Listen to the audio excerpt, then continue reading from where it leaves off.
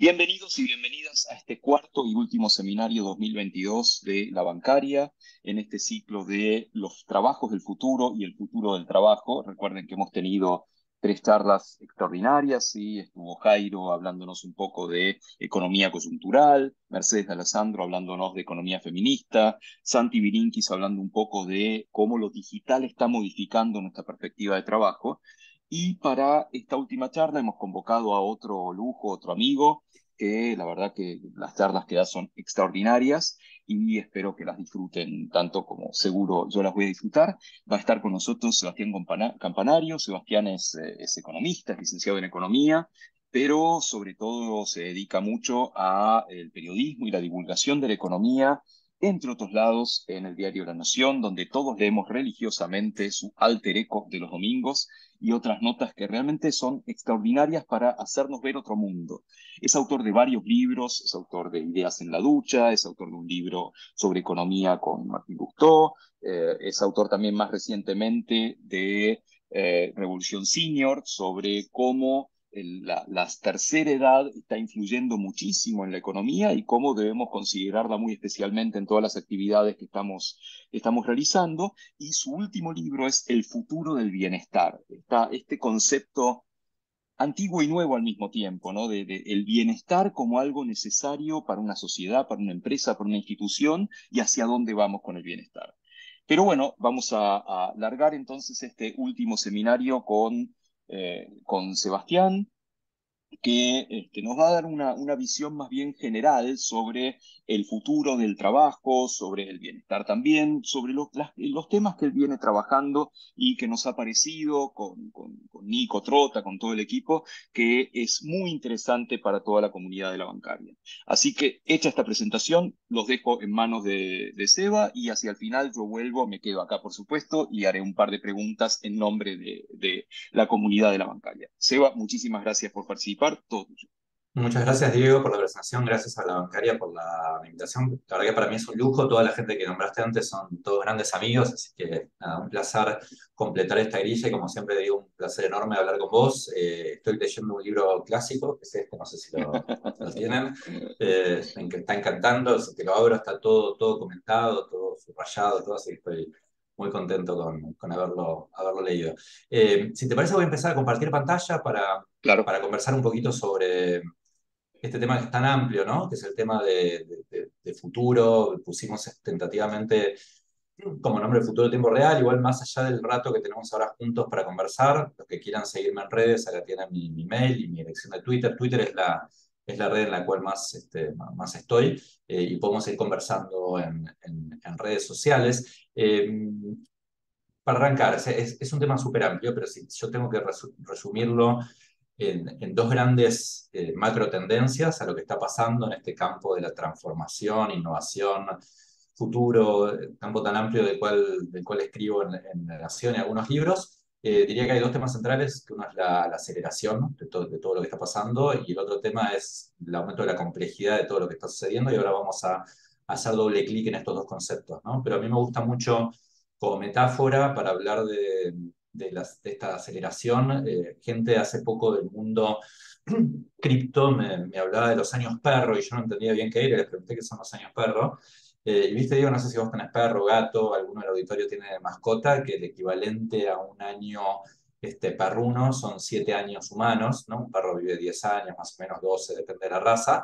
Entonces, en muchas tecnologías que vamos a comentar ahora y cambios también culturales, sociales, estamos viendo una suerte de años perro, ¿no? O sea, lo que pensamos que iba a pasar en 7 10 años ocurrió en uno, ¿no? O en 2 años, ¿no? Entonces, me parece que es una linda metáfora que además marida bien con la definición del ABC. ¿No? Yo, además de economía, estudié periodismo en TEA, y vos cuando haces comunicación o periodismo, lo primero que te dicen es qué es una noticia, y una noticia no es que un perro muerda a un hombre, sino que un hombre muerda a un perro, ¿no? Como juego, que algo insólito, algo que no pasa habitualmente.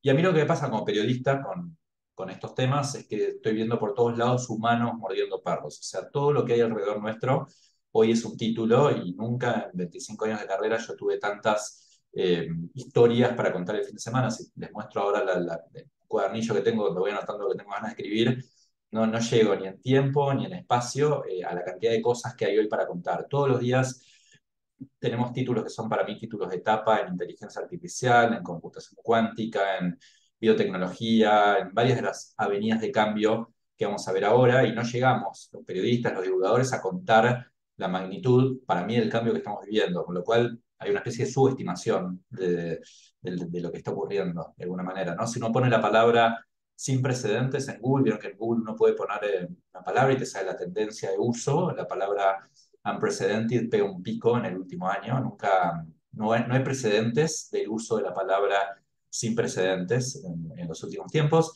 Y esto lo saqué de un librito que leí hace poco también de diseño de futuros, una cuantificación de la cantidad de historias que hemos tenido en los últimos 2, 3 años que tienen la palabra impensado o la palabra inimaginable, ¿no? De alguna manera, todo lo que estamos viviendo es impensado e inimaginable. Y esto tiene que ver, además de con la velocidad que estábamos comentando antes, con la complejidad que vamos a ver ahora en un ratito bien de qué se trata, pero de alguna manera es lo que está aumentando la varianza de la realidad, ¿no? Ese concepto de estadística, cuánto nos movemos del promedio. Hoy por hoy, en la política, en la economía, en biotecnología, donde sea, nos vamos cada vez hacia una realidad que digamos que es menos fácil de predecir y mucho más grande en su varianza.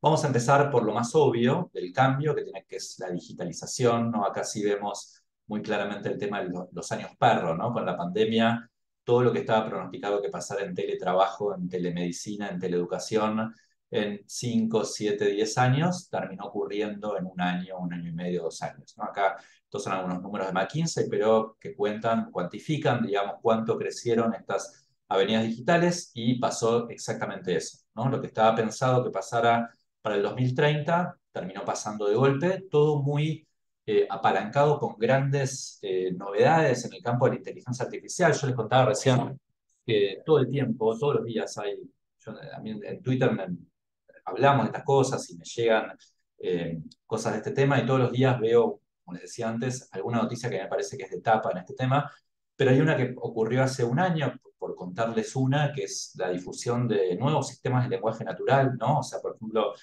hasta no hace mucho tiempo en periodismo lo único que podía escribirse artificialmente eran notas muy simples de deportes, de finanzas, con pocos parámetros, y ya desde hace un año y algunos meses, con la irrupción de nuevos sistemas de lenguaje natural como GPT-3, luego salió uno de Microsoft, ahora estamos cerca de lanzar el GPT-4, que son cientos de veces más poderosos que las versiones anteriores.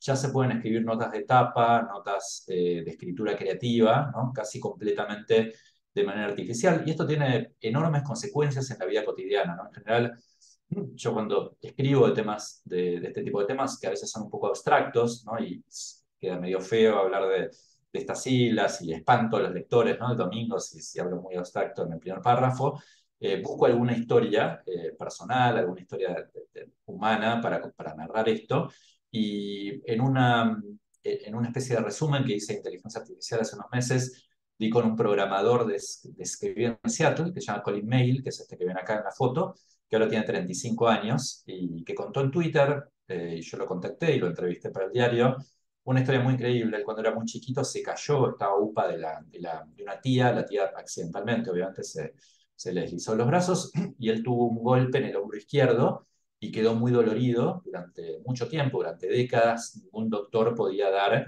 con la solución para este problema, y me contaba que tuvo enormes costos físicos y psicológicos, le hacían bullying, lo burlaban, no podía hacer deportes, se despertaba a la noche, pues le dolía, no podía ponerse una remera, etcétera, hasta que finalmente el año pasado dio con un grupo de médicos que se lo curaron, le dijeron, mira, para nosotros es un tema, creo que técnicamente se llama labrum, el lugar donde está ubicada la lesión, que se soluciona con una cirugía muy simple, laparoscópica, 40 minutos, venís acá y hizo eso efectivamente y se le fue el dolor. Lo increíble de esta historia no es este final, sino que unos meses después, Mail, como es programador, por curiosidad se le ocurrió describir el dolor que había tenido, en una versión beta de GPT-3, ¿no? Una versión todavía de prueba de este nuevo sistema de lenguaje natural, y en menos de un minuto ese programa barrió con toda la información de Internet.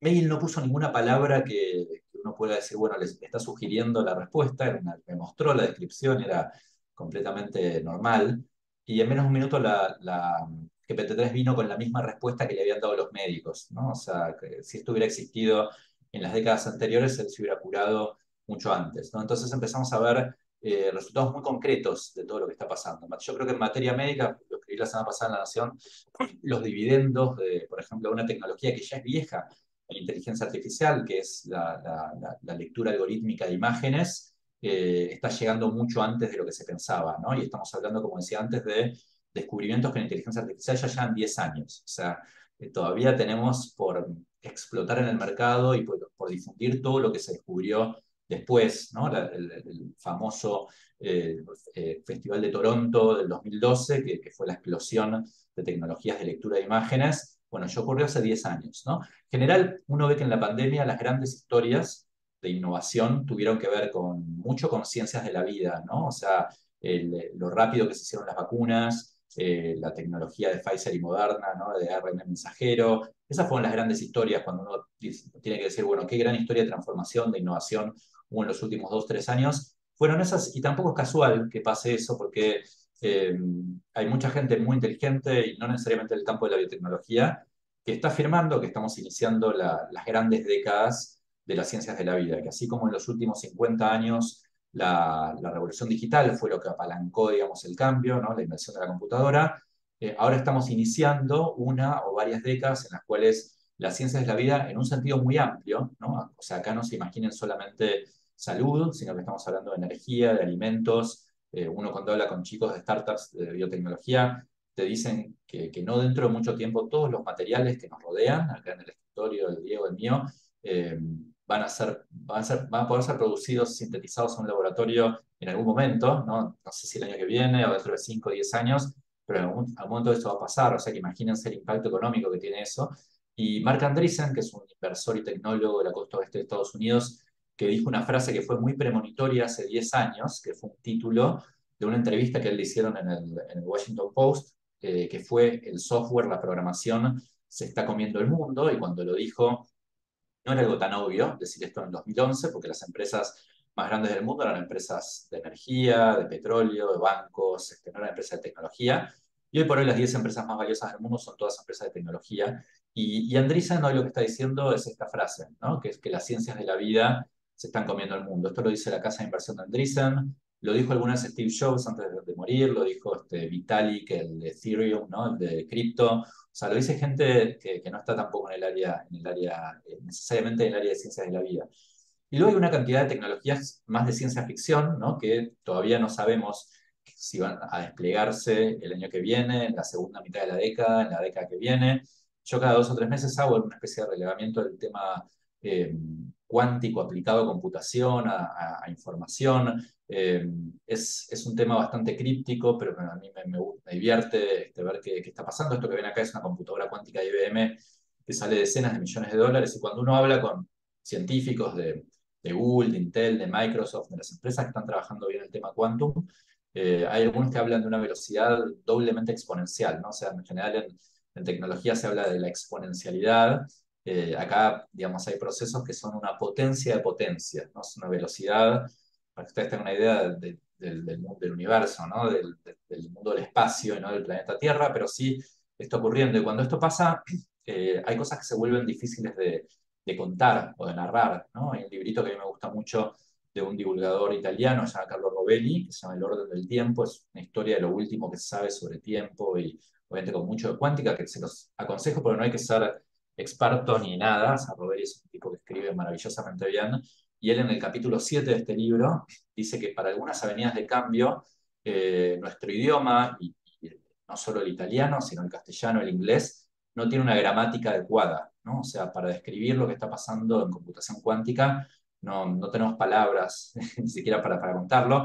Y algo similar para mí pasa también en el campo del cripto, ¿no? El campo de Web3, de descentralización, de consenso distribuido. Acá también los periodistas, los divulgadores, nos quedamos cortos para lo que está sucediendo, pues son temas muy difíciles de asir, son temas, como les decía antes, piantavotos para una columna de domingo. Entonces, bueno, se escribe menos de esto, pero para mí, digamos, el poder de transformación e impacto que tienen, Igual que no escribamos de esto, no es algo trivial, ¿no? Porque muchas de estas tecnologías son también al final del día profecías autocumplidas, ¿no? Cuando todos contamos la historia de que esto va a pasar, termina finalmente sucediendo. Entonces, necesitan también estas avenidas tecnológicas que todos contemos bien la historia y que todos lo validemos de alguna manera socialmente. En general, hay una velocidad para algunos cambios que estamos viendo en tecnología y ahora vamos a ver algunos a nivel social y cultural. Lo que a veces no es tan rápida es nuestra capacidad de absorber eso y de contarlo y de validarlo, ¿no? Entonces, en el medio hay una brecha que a veces produce incertidumbre, cierto temor, etc. Y la otra característica en esta descripción de lo que estamos viviendo, además de la velocidad, ¿no? del aceleramiento del cambio que estamos viendo, es el aumento de la complejidad, ¿no? La complejidad pensada no como algo difícil o complicado, que también lo es, sino con cada vez más nodos unidos por más relaciones entre ellos, ¿no? O sea, la complejidad es algo que no es nuevo, se empezó a estudiar en la década de 60, fines de los 60, primero en física, luego en biología, en los 80 se empezó a estudiar en economía, en ciencias sociales, pero lo que para mí sí es más nuevo es el poder que tiene este prisma para entender lo que está pasando hoy, ¿no? Cuando uno, digamos, empieza a ver, como ven mucho los biólogos, ¿no? De que lo tienen en su ADN estructural, porque la biología todo es un sistema complejo, pero el mercado también lo es, ¿no?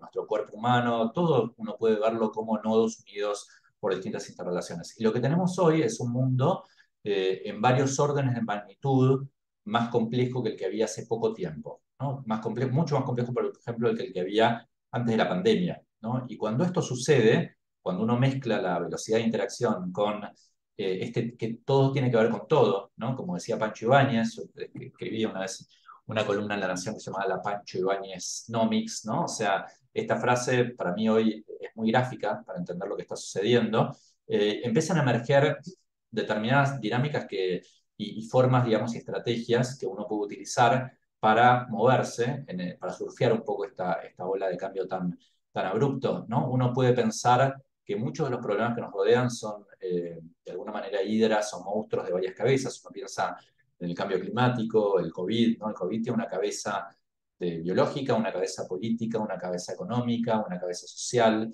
Entonces, un primer emergente de todo esto es que no alcanza un solo cerebro para inteligir todo lo que está pasando, ¿no? Esto de que los hilos son inútiles, ahora son mucho más inútiles que antes. Para mí, hoy por hoy un congreso solamente de biólogos, o solamente de economistas, o solamente de abogados, o solamente algo de eso, no puede llegar a ninguna conclusión útil, digamos, para enfrentar los desafíos que nos rodean. Sí o sí hay que hacer una mesa multidisciplinaria y hay que aprender a bailar con la complejidad, ¿no? O sea, en el mundo de complejidad los problemas no se solucionan, no es como el motor de un auto que uno arregla una pieza y el auto funciona, sino que imaginémonos en este mundo en el cual uno va a tocar una pieza del motor y automáticamente eso impacta en todas las demás piezas y se disparan efectos de cascada, exponencialidades, tipping points, empiezan a pasar cosas muy raras, ¿no? Entonces uno tiene que empezar a bailar con este fenómeno, ¿no? No es como las viejas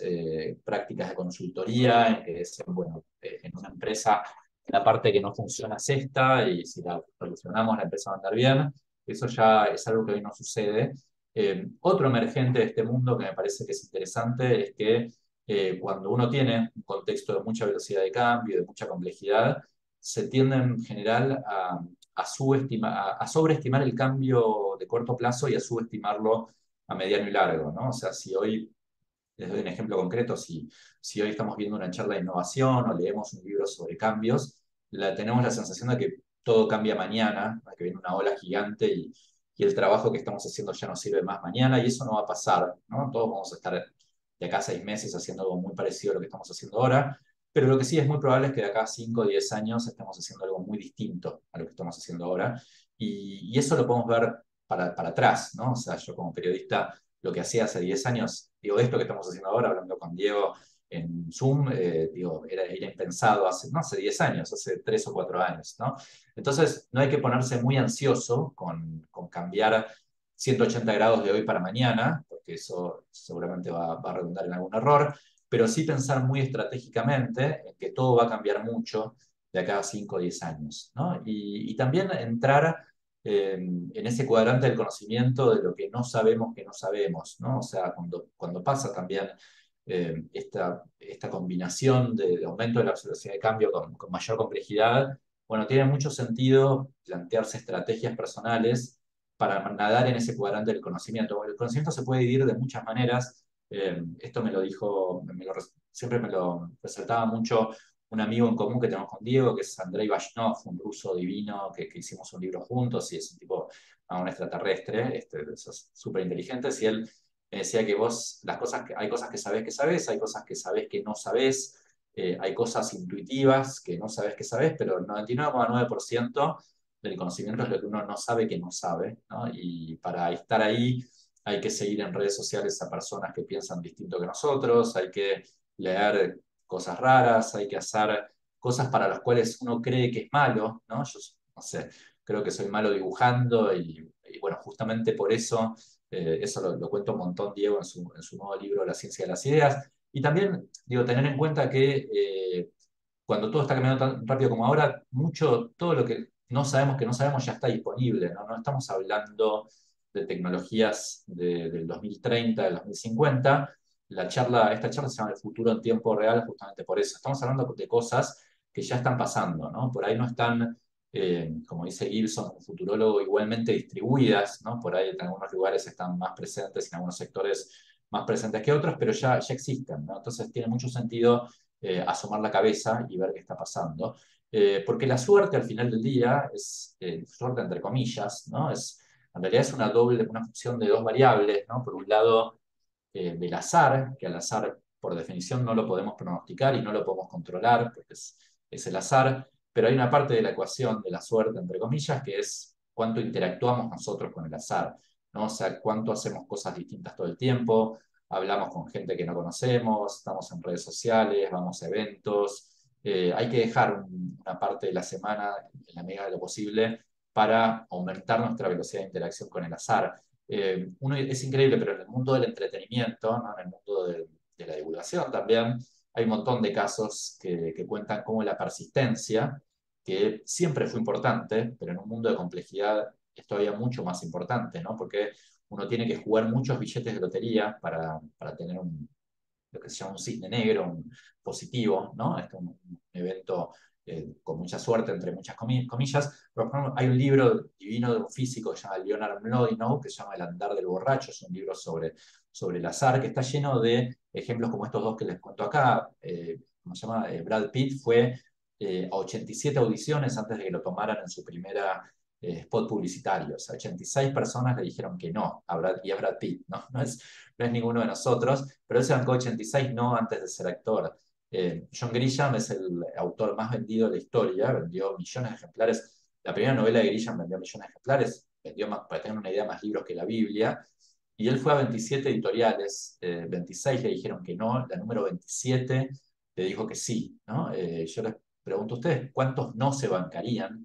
¿No? Yo me bancaría 3 o 4 y después me dedico a otra cosa, pienso, bueno, no sirvo para escribir un libro, me dedico a otra cosa. Grishan sacó 26 y es el autor más vendido de la historia. Entonces, una primera habilidad, o no sé cómo llamarlo, que es más importante en este mundo nuevo, es el tema de la persistencia, ¿no? O sea, el otro día estaba viendo, no casualmente, los dos robots marcianos, los dos rovers de la NASA, se llaman Persistence y Curiosity, ¿no? Me parece que son dos valores de época que, de nuevo, siempre fueron muy importantes, pero en este nuevo mundo que estamos describiendo son todo, ¿no? O sea, la persistencia y la curiosidad, que es la base de la creatividad, ¿no? Y no todo es tecnología, ¿no? Cuando uno habla de innovación, lo primero que piensa es en inteligencia artificial, en robots, en computadoras, etcétera.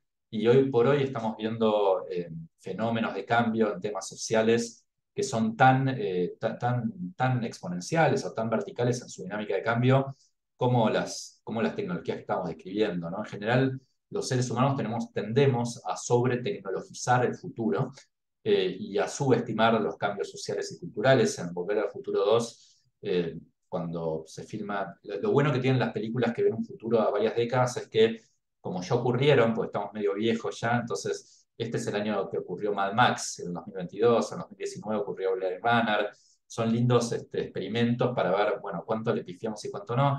Y sistemáticamente lo que uno ve en las películas es que le pifiamos al vemos por exceso el tema de tecnología, ¿no? En Volver al Futuro había autos voladores, había hoverboards, que son estas patinetas que andan solas, etcétera, pero la familia nuclear era igual, no había gente del mismo sexo caminando por la calle. Los cambios sociales son más difíciles de pronosticar porque son nuestro adentro, ¿no? La tecnología es más el afuera, entonces nos cuesta menos hablar de eso. Y en la película de Kubrick, 2001 Odisea del Espacio, que obviamente transcurre en 2001 y se filma en el 69, Kubrick ve un futuro lleno de viajes interestelares, pero, por ejemplo, dentro de la nave espacial no había mujeres, ¿no? Esto por ahí, por ahí lo dijo Mechi Alessandro en su charla anterior, pero todavía no había ocurrido la revolución de género de la década del 70, entonces Kubrick pone solamente azafatas y asistentes en la nave, y la nave estaba toda llena de ceniceros, ¿no? La gente estaba fumando dentro de la nave. En los libros de Asimov también están todos fumando, ¿no? En el 2080 van a Marte todos fumando dentro de la nave espacial, porque bueno, de nuevo, esto es un hábito saludable que no fue bien pronosticado. Cuando uno ve lo que está pasando con hábitos saludables, con nuestra relación con el medio ambiente, con nuestra relación con temas de género, con el trabajo, ni que hablar, bueno, ve como decía antes, ¿no? Huracanes de cambio que son tan potentes como la tecnología. Tecnología es uno solo, ¿no? Pero uno tiene cambio climático, demografía, cambio político, riesgo biológico, ¿no? Hay como muchos huracanes, digamos, que interactúan, por mencionar algunos, hay muchos más. Y voy a dedicar ahora uno o dos minutos a hablar, bueno, qué hacer con todo esto, ¿no? O sea, ya les di algunas pistas de bailar con la complejidad, etcétera, pero digo, si hay que nombrar dos o tres cositas más, o consejos o estrategias, bueno, a mí me gusta mucho escribir. Diego mencionó que hizo un libro con Martín Gustavo, que se llama Otra Vuelta a la Economía, y mi primer libro, Economía del Insólito, también habla mucho de economía del comportamiento, que es la mezcla de economía y psicología, que surge en la década del 70, ¿no? Este señor que ven acá es uno de los padres fundadores, Daniel Kahneman, el otro era un colega de él, psicólogo de la Universidad de Tel Aviv, se llamaba Mosbarsky, que falleció. A Kahneman le dio el Nobel de Economía, fue el primer Nobel de Economía dado a un no economista en el año 2001, y ellos lo que hicieron fue mezclar la economía con la psicología, y de esa mezcla rara salió el estudio de los sesgos, que son los errores que cometemos a menudo la mayoría de las veces de manera inconsciente, y hay 200, 250 sesgos, la lista va creciendo, digamos, todos los días casi, y no vamos a hablar de todos ahora, pero hay un par que son particularmente nocivos para cualquier proceso de cambio, de transformación. Hay toda una familia de sesgos de statu quo, ¿no? Que nos llevan a hacer siempre lo mismo. Uno de ellos es lo que se llama la aversión a la pérdida, que nos lleva a ser muy conservadores porque nos duele mucho más perder algo que lo que disfrutamos ganar algo, ¿no? Con signo inverso, con lo cual cuando hay algo que es un 90% bueno y un 10% malo, bueno, ese 10% malo nos impacta por 3 en nuestra cabeza y no valoramos tanto los 90% bueno. Entonces esto nos lleva a ser muy conservadores, a ser muy crueles con el fracaso. Hasta hace no mucho tiempo, si uno ponía Messi en un buscador, en Google, salían frases malas de Messi, ¿no? Que era un burro, etcétera, porque habíamos salido segundos en el Mundial y segundos en la Copa América. Bueno, ahora ganamos la Copa América, pero bueno, tenemos un jugador que es un extraterrestre, digamos, y por ahí hay gente que no valora mucho porque, por el segundo puesto. Dentro de la familia de los sesgos de statu quo hay uno que es menos conocido, que para mí es tremendamente pernicioso en el mundo de complejidad, y lo podemos aplicar mucho a lo que pasó en la pandemia con muchos gobiernos, que es el sesgo de omisión, ¿no? Que es tratar de manera diferente, con castigos y con premios, a las decisiones versus las no decisiones, ¿no? Cuando uno no toma una decisión y se queda quieto y no hace nada, el efecto puede ser tan bueno o tan malo como el de tomar una decisión. Sin embargo, en una empresa, en una organización, se castiga a la persona que toma una decisión con una mala consecuencia, pero no a la persona que no toma una decisión, ¿no? O sea, no hay lo que en inglés se llama accountability de las no decisiones. Entonces, eso lleva a que las organizaciones están llenas de personas que no toman decisiones, que sonríen bien, dan bien la mano, se ponen corbata, etcétera. Hay una tira cómica llamada Dilbert de management, que el jefe de Dilbert es el jefe pero punta, que es lo que en inglés se llama un floating manager, un jefe flotante, ¿no? Un tipo que nunca toma una decisión. Y una vez en una nota en el diario lo titulé como efecto Pancho La Molina, no sé si se acuerdan del árbitro La Molina, que era famoso por el siga-siga, pues nunca cobraba nada. Y este sesgo de omisión está demostrado en economía del comportamiento con un paper muy divertido en el cual se ve si los árbitros, cuando tienen una duda, esto es antes de la tecnología VAR, digamos, pero se estudiaron centenares de decisiones de árbitros que no sabían si fue penal o no, y tendían a no cobrar el penal cuando dudaban, ¿no? O sea, ante la duda no cobraban, porque tomar la decisión era más costoso después si había un error que no tomarla. Entonces está empíricamente demostrado esto que, como decía antes, cuando todo cambia tanto hay que tomar muchas decisiones, entonces esto tiene un costo muy alto. Y lo mismo pasa con la ansiedad, que también ha aumentado un montón durante la pandemia. En la Argentina somos campeones de ansiedad, o sea, hay rankings de ansiedad que muestran que tocamos más rápido el botón del ascensor para que se cierre más rápido la puerta, o que tocamos bocina también más rápido, que completamos la frase del otro con mayor asiduidad. Eso está estudiado por expertos y eso, digamos, tiene una consecuencia muy grande en procesos creativos o procesos de cambio, porque también llevan un sesgo que se llama de salto a conclusiones, ¿no? Si estamos con Diego hablando sobre, no sé, el ciclo de charlas para el 2023 y somos los dos muy ansiosos, bueno, la primera idea que tiramos la agarramos y pasamos al siguiente tema, y las ideas necesitan un tiempo de maduración, ¿no? Esto está muy bien contado en el último libro de Diego, que es que uno tiene de alguna manera que darse un tiempo para hablar con personas más raras, ¿no? Para que el inconsciente trabaje. Yo como periodista, para mí es muy claro que el principal explicador de la calidad creativa de una nota, de una charla o de un capítulo de un libro tiene que ver con el tiempo que puedo dejar pasar entre que se me ocurre la idea de escribir una nota y que la nota sale publicada, ¿no? Y eso, la suerte que tenemos los que estamos en estos temas es que por ahí no tenemos una coyunturalidad que quema, que hay que escribir algo para mañana, entonces podemos darnos el lujo de estar algunas semanas, digamos, hasta escribir la nota, ¿no? Al igual que la persistencia, el otro, habíamos dicho los nombres de los rovers marcianos que eran persistencia y curiosidad, ¿no? Que es la base de la creatividad. La creatividad también siempre fue algo muy importante, pero en este mundo que estamos describiendo todavía es más importante, y les diría que es una cualidad casi de supervivencia, porque por un montón de motivos, ¿no? Pero digo, uno es que estamos en un mundo en el cual la exponencialidad no corre solamente para tecnologías y para cosas positivas, sino para cosas negativas, ¿no? O sea, el cambio climático está empeorando exponencialmente. No sé, siempre hablamos con Diego Lombeck de cómo empeora el sueño, ¿no? O sea, el sueño en la sociedad dormíamos 9 horas hace 50 años, dormíamos 10 hace 100 años, entonces uno también ahí ve una curva exponencial en cómo está empeorando nuestro sueño. Entonces, para este tipo de problemas, las soluciones incrementales no nos sirven, no llegamos a tiempo, entonces hay que pensar distinto, fuera de la caja, de manera disruptiva, como querramos llamarlo, para poder taclear estos problemas, ¿no? Y el otro, para mí, el otro motivo por el cual la creatividad es más importante que antes, lo trata muy bien esta chica que se llama Jade McGonigal, que es una futuróloga, diseñadora de futuros, es una creadora de videogames, tiene este libro que para mí está súper bueno, lo leí hace un par de meses, y ella, una cosa que dice es que cuando todo está cambiando tanto como está pasando ahora, bueno, hay que tener mucha imaginación para pensar qué puede pasar de acá a 5 o 10 años, ¿no? Entonces, tal vez tenga más chances de pegarle a qué va a pasar en el 2030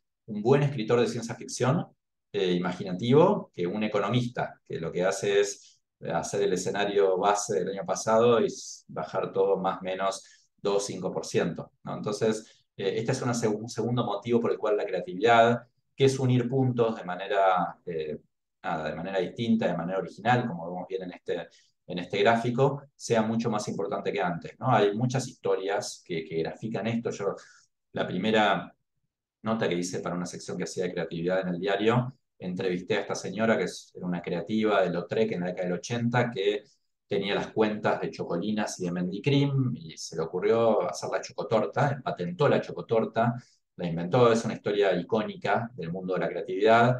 Yo cuando la escribí me insultaban los lectores porque decían que comían chocotorta en la década del 40, 50, pero es cierto, lo que sé que es cierto es que el nombre chocotorta lo patentó ella, pero bueno, ahí se cuenta, digamos, cómo unir puntos es como la base, digamos, del pensamiento creativo. Y muchas de las tecnologías que estuvimos describiendo hasta ahora son grandes aumentadoras de la cantidad de los planos de puntos que hay para unir. y grandes facilitadoras de esas uniones, ¿no? Entonces, digo, GPT-3, lo que vimos de inteligencia artificial, el mundo de blockchain, ¿no? Son todas tecnologías que aumentan la cantidad de puntos para unir y facilitan esas uniones, ¿no? Entonces, hay también una economía creativa emergente que pomposamente algunos llaman economía de la pasión. Yo también escribo bastante de esto en el diario, que no es otra cosa que el aumento de posibilidades de oferta y demanda para el mundo de la creatividad. Con la pandemia hubo una multiplicación de plataformas en las cuales uno puede ofrecer lo que hace gratuitamente o por muy poca plata, ¿no? Ahora estamos hablando por Zoom, que hasta determinada cantidad de tiempo es gratuito, hay otras plataformas que también no son, hay cosas divertidas, hay una plataforma llamada Cameo en la cual uno puede contratar a una estrella clase B de la televisión para que te mande un saludo de cumpleaños o un saludo de casamiento.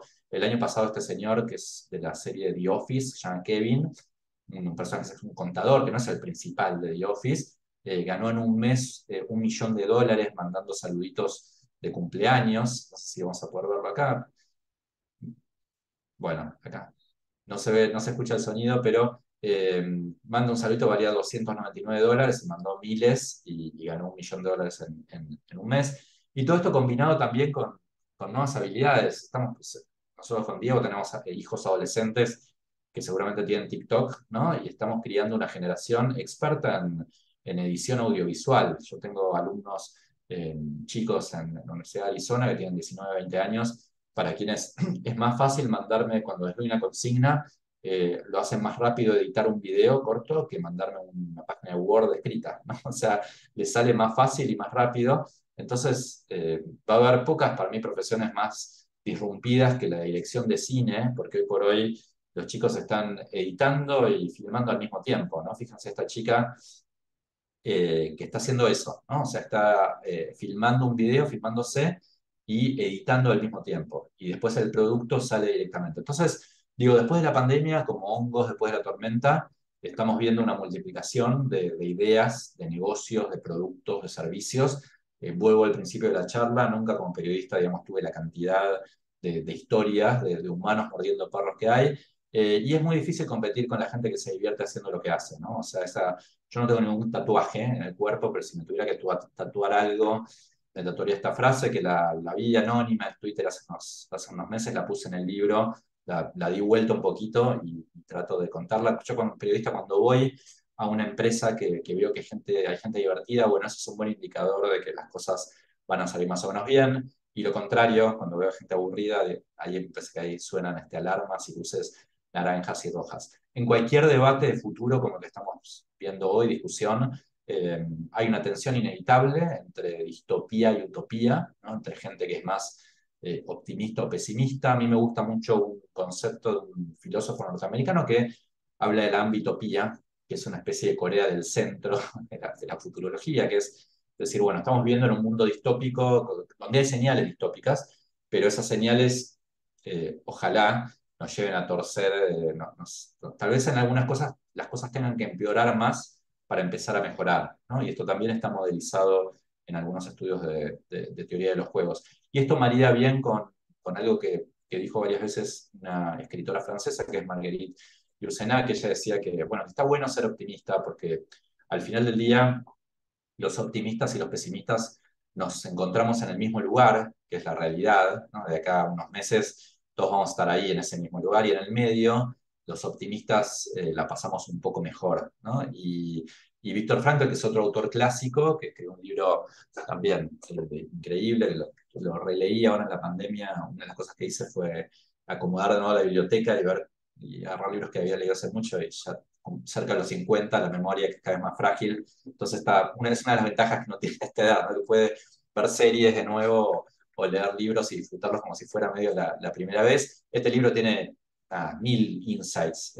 y cosas para decir, pero hay una que me parece que está buena, que es que él dice, a él le preguntan qué fue para él lo determinante para sobrevivir él fue a Auschwitz, ¿no? Fue un prisionero en un campo de concentración terrible, y él dice que para él la clave de la supervivencia fue que no la tenía ni gente que era demasiado optimista, porque esa gente se frustraba todo el tiempo y se moría porque se frustraba una vez, dos veces y al final se termina muriendo. Y la gente demasiado pesimista también, se moría porque se agarraba enfermedades, todo, porque era muy pesimista. Él dice que la clave era tener unas expectativas intermedias, ¿no? Entonces, a mí me parece que hoy hay que tener, digo, en Argentina, en todos lados, una especie de máster en expectativas intermedias. Y termino con una historia. Yo tengo la suerte de ir en el mes de abril, voy a la NASA ahí a hacer un curso llevamos a empresarios de América Latina y lo empecé este año y el que viene también voy, está buenísimo, ahí ir a Cabo Cañaveral, ¿no? Al Centro Kennedy, a hablar con astronautas, a hablar con científicos, etcétera. Y es un lugar muy particular porque al lado hay una playa en Cabo Cañaveral que se llama Cocoa Beach, que es una playa surfer. Esto que ven acá es el negocio de surf más grande del mundo, se llama ronchón, son como dos manzanas llenas adentro de tablas de surf, etcétera. Y hay como un híbrido medio particular y muy simbólico para mí de la innovación y el cambio, que es el mundo espacial, que es único, ¿no? En términos de eso, de innovación y de cambio, y el mundo del surf, que es muy, la ola de cambio, ¿no? El tsunami de cambio es una metáfora muy poderosa de todo lo que tiene que ver con procesos de cambio. Entonces, el símbolo Ron John es un astronauta surfeando, digamos, hay mucho de híbrido las dos cosas. Y ahí me puse hay museos del surf, hay mucho de este tema, y hay un libro que me compré de una ex periodista del New York Times que habla de olas gigantes, ¿no? Entonces, por ejemplo, cuenta la ola más alta que la surfió un brasileño de 49 años hace unos años en la costa de Nazaré, en Portugal, es este video que ven ahora. Miren, ahí aparece chiquito arriba. Esta ola tiene 31 metros y pico, ¿no? Está filmada desde el faro de Nazaré. En Nazaré hay una especie de cañón abajo que produce estas olas gigantescas, monstruosas, que se empezaron a surfear no hace mucho tiempo con una técnica que es que lo lleva una moto de agua que ven atrás, porque uno no puede nadar una ola de 30 metros y está muy adentro en el océano también. Entonces, bueno, uno por curiosidad empieza a ver, bueno, cuáles fueron las olas más altas de la historia y con el anclaje de estos 30 metros, yo hubiera dicho, bueno, es una ola de 50 metros, de 100, ¿no? De 80, ¿no? Más que eso, ¿no? Pero la ola más alta de la historia está contada en este libro, fue una ola que midió más de 500 metros, midió 518 metros. Esto que ven acá es una maqueta, no es la foto, pero imagínense una ola todavía mucho más grande que esta. Y ocurrió en este lugar que se llama la Bahía de Lituya, que es un lugar en Alaska, en el noroeste de Alaska, muy inhóspito hoy en día, y lo era mucho más en el año 58, cuando ocurrió esta historia que les voy a contar ahora como final de la charla, que lo que pasó fue que se derrumbó una montaña por un terremoto que hubo cerca, y el lago de Lituya es muy, muy angosto, entonces se formó una ola monstruosa de más de 500 metros, y había 6 personas en ese momento. Ustedes dirán, ¿cómo se sabe el tamaño de la ola? Se calculó en base a la destrucción que provocó la ola cuando rompió kilómetros de árboles, digamos, fueron destruidos, y además porque hubo algunas personas que la vieron, ¿no? Esta ola, había poca gente, pero había algunos. Había puntualmente 6 personas que se sepa en la Bahía de Lituya en ese momento. Hubo 2 que fallecieron, que nunca se los encontró. Hubo 2 que estaban en la parte de abajo de la foto, casi llegando al Pacífico, cuyo barco se dio vuelta, pero los rescataron porque la ola los agarró al final, cuando yo tenía menos potencia. La historia más increíble por lejos es la de un padre de 40 años que estaba con su hijo de 7 años en la isla que ven en el medio. Habían ido a pescar, era de noche, eran las 10 y pico de la noche, pero todavía estaba claro el día, porque en verano, digamos, en Alaska todavía hay sol. Y el padre cuenta que el hijo se había ido a dormir y empieza a sentir un ruido atronador y ve literalmente que había una montaña que estaba bailando. Y su primera reacción es pensar que estaba borracho o que estaba volvió loco, ¿no? O sea, que eso no podía estar pasando. Pero a los 20 segundos reacciona y se da cuenta de que eso estaba pasando efectivamente y toma una decisión que le salva la vida a él y al hijo, que fue hacer lo que es un surf, una persona que hace surf. Cuando viene una ola alta, una persona nada. Yo nunca surfé, me gusta mucho, leo libros, surf. Cada año trato de tomar alguna clase con mis hijos, pero es un papelón. Pero bueno, supuestamente lo que hay que hacer es ir hacia la ola y no escaparse, ¿no? O sea, que lo intuitivo hubiera sido escaparse, irse lo más lejos posible de la montaña que se está derrumbando, pero este señor entiende que si hacía eso, la ola le reventaba encima y no tenía ninguna chance de sobrevivir. Entonces despierta al hijo, se sube al barco y pone toda la potencia del motor hacia la montaña que se está derrumbando. Ustedes imagínense lo valiente y contraintuitiva que fue esta decisión, que tanto a él como al hijo se le rompen los tímpanos del ruido de la montaña que está derrumbando. Entonces, realmente, digamos, fue una decisión muy valiente y contraintuitiva, que me parece que tiene que ver mucho con lo que es hoy la ola de cambio, ¿no? Que nos interpela un poco para ir hacia ahí y no para escaparnos tanto. Les di como un bombardeo de cosas, de un tema que es súper amplio. Ahora les contaba, cuando fui a Cabo Cañaveral me compré una taza que tenía esta frase que me gustó mucho, que es todavía uno está confundido, pero en otro nivel de confusión. Así que yo espero, Diego, que con esto, digamos, sigamos confundidos, pero en algún escalón más alto de esa confusión. Y dicho esto, voy a dejar de presentar, y si querés retomamos el diálogo cuando Wow, quieras, Diego. tremendo, sí, nos mataste con datos. Hay muchísimo, muchísimo para sacar de ahí y para hacer doble clic y lo que fuera. Así que bueno, por suerte dejaste también tus datos de contacto para que si ahí los compañeros y compañeras bancarios quieren contactarse, pueden hacerte alguna consulta. Quiero preguntar dos cosas nomás. Dale. Una es, hasta el final, que empezaste a hablar de distopías y ambitopías, eh, tu charla fue absolutamente neutral, ¿sí? Está pasando esto, ¿no? Sí. Y si yo te forzara, ¿no? Un poco a una opinión basada en datos, basada en evidencia bueno, ¿qué está pasando? ¿Es bueno? ¿Es malo? ¿Es optimista? ¿Es pesimista? ¿Es inevitable? ¿Estamos yendo por un camino por el cual no nos va a ir bien? ¿Qué opinarías? Y si te forzara un Eh, poco a tomar no, partido. no, sí, está espectacular la pregunta. ¿Sabes qué? Yo me lo pregunto mucho y, viste, ahí en el Instituto Baikal, te he invitado a vos, Diego, a hablar ahí. Tenía un ciclo llamado Proxy, ahora Baikal Senior, en el cual básicamente invito a gente que a mí me parece muy interesante a hablar de temas de futuro. Y es muy interesante ahí ver la tensión ahí entre optimismo y pesimismo, cómo es algo completamente personal, ¿viste? Cómo uno tiene un ADN más optimista, un ADN más pesimista, y a partir de ahí puede elegir las cerezas, ¿no? Como se llama en inglés, cherry picking, los hechos para contar un relato más distópico o un relato más utópico, ¿no? Y todas las tecnologías que describimos en la charla se pueden usar para el bien o para el mal, ¿no? O sea, por ponerte un ejemplo, lo que es que vos conoces bien, lo que es esta tecnología de edición genética CRISPR, ¿no? Que tal vez sea el mayor avance para muchos de la tecnología de lo que va del siglo. Vos lo podés usar para salvar vidas, como se está usando ahora en China, por ejemplo, para editar órganos de cerdos y trasplantárselos a humanos.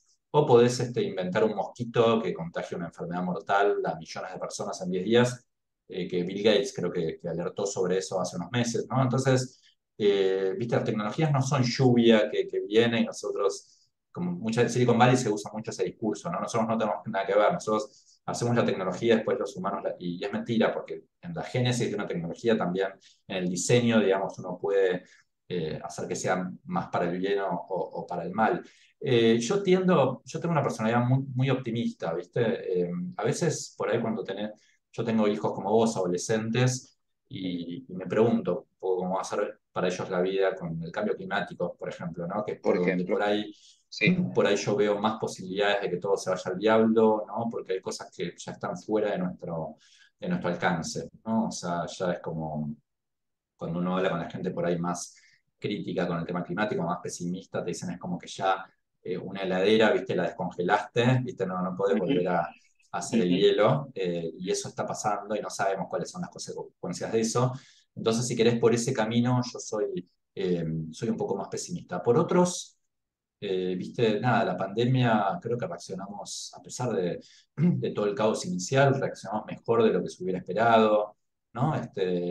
Digo, a nivel médico estamos viendo, pero bueno, el otro día, por ejemplo, estaba muy contento porque había invitado a una clase a una científica llamada Marina Simian a hablar de temas de cáncer, muy, muy optimista con lo que creo que vamos a ver muchas cosas positivas, temas de cáncer y de temas cardiovasculares, que son las dos principales causas de muerte.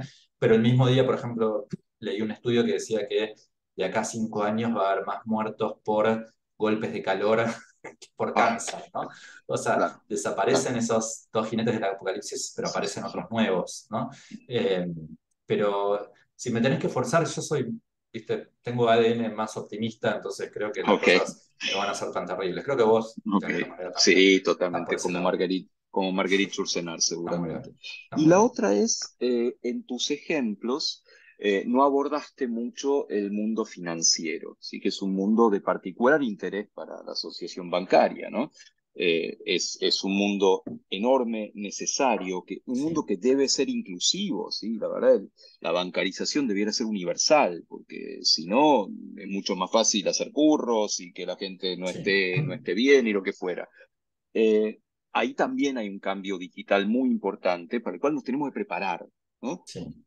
¿Ves algún ejemplo a propósito del mundo financiero, del mundo bancario, Sí, en esto que llamaste tecnologías exponenciales, doblemente sí, exponenciales? sí. ¿Cómo ves ese mundo? Ahí, a ver,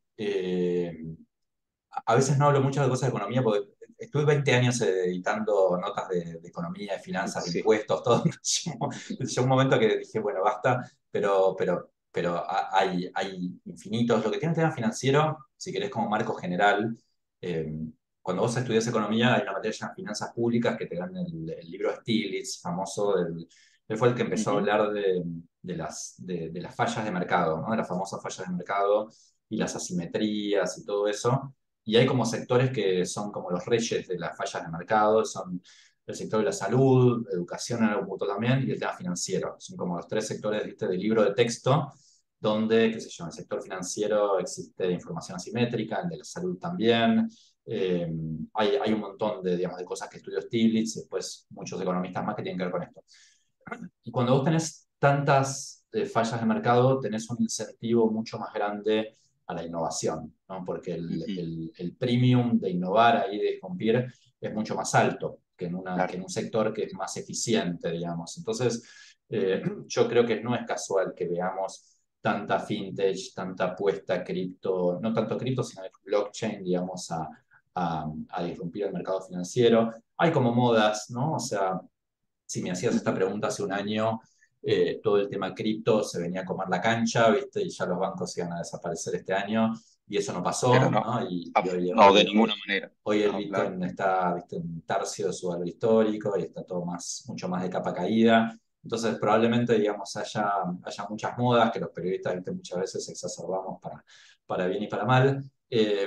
Pero sin duda creo que es uno de los sectores en los cuales vamos a ver muchos cambios y ya los estamos viendo, y también hay mucha aplicación ahí de economía del comportamiento, digamos, es muy interesante ver cómo no solamente estamos hablando de números fríos, sino de temas de exploración, de cómo se trata a los clientes, cuál es la percepción que tienen, etcétera. Yo ahí veo mucho estudio económico, por ejemplo, o sea, en el BID, que tengo un amigo ahí que es el economista jefe ahora, que es Eric Parrado, un chileno, que es economista jefe del BID. Él se copa muchísimo con el cruce de temas de inclusión financiera que decías antes y cómo usar economía del comportamiento para que se les dé crédito, más crédito a las mujeres, por ejemplo. Vos no sabías que los bancos le dan mucho más crédito a los varones que a las mujeres en todo Ah, el mundo, no solamente en América Latina. Y eso hay formas, digamos, de empezar a corregirlo. Y nada, de eso creo que hay un montón y vamos a ver un montón. Yo veo también en un campo del cual sigo muy de cerca, que es el de la revolución senior, que, por ejemplo, si hoy vos entrás a la homepage, a la página de cualquier banco grande, hoy ves como modelos a personas de 50, 60 años, ¿no? Y hace un año veías a todos millennials, o hace un par de años sí, veías a todos millennials, sí. entonces tenés inclusión etaria. En un sector está la vanguardia, pues no pasa eso en todos los sectores yo no veo eso en todos los sectores de la economía, veo muchos sectores de otras cosas que siguen solamente poniendo a personas jóvenes y no a personas adultas, y Ujú, los bancos ujú. están de alguna manera a la vanguardia de eso. Así que bueno, creo que ahí vamos a ver, estamos viendo mucho cambio y vamos a ver mucho más. Bueno, y ojalá desde la Fundación Bancaria podamos ayudar un poco en formación y capacitación, porque es de lo que se trata. Seba, Seguro. muchísimas gracias. Me volaste la cabeza, tendría muchas más cosas para preguntar, pero bueno, esto fue entonces el cuarto y último seminario del año de los trabajos del futuro y el trabajo del futuro de la Fundación Bancaria, de Bancar para la Asociación Bancaria. y seguramente el año que viene vamos a avanzar con otros temas que vamos a ir charlando con la gente a ver hacia dónde va el interés, otros temas de seminarios y otros temas también de capacitación. Muchísimas gracias, Sebastián, y gracias a todos y todas quienes nos escucharon. Y esto, bueno, queda disponible para los afiliados. Así que, bueno, después podremos seguir charlando en algún recreo, encontrándonos por los pasillos, que es donde se produce la innovación. Muchas gracias a todos y chao. Chao.